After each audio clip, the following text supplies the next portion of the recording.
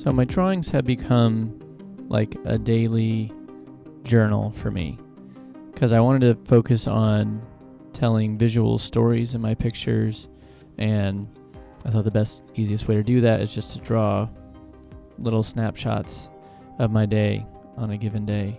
And a couple of weeks ago, we were preparing for potential tornadoes in our area. We were very, very fortunate to be among those who did not have a tornado touchdown in our neighborhood. But I had spent part of the day trying to prepare for, what if a tornado hits, and just following the weather really closely.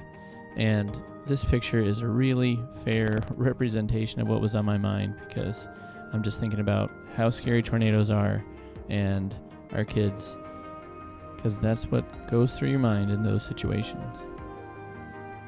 A couple days later, we had pretty extensive flooding in our basement, and again, we were among those who were fortunate enough to not have it be worse than that. But we had about 4 days of flooding in our basement, and usually what we do is just try and keep the water that's coming in from the walls, or like the corners of the basement, we try and keep that water at bay. But on the first day of the flooding, we knew there was going to be like 3 more days of this, and we just made the decision to pull everything up off the ground and just let our basement flood for the most part, or at least not try and keep it at bay. And we would just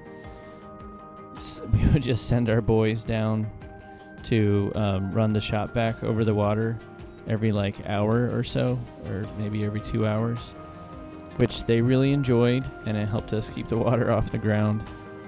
And full disclosure, I did not think we should pull everything off the ground. I thought we should just duke it out and muscle through it and fight the water back for the full 4 days, which was probably a dumb idea, but my wife wanted to pull everything off the ground, and I think in the end that was the better decision.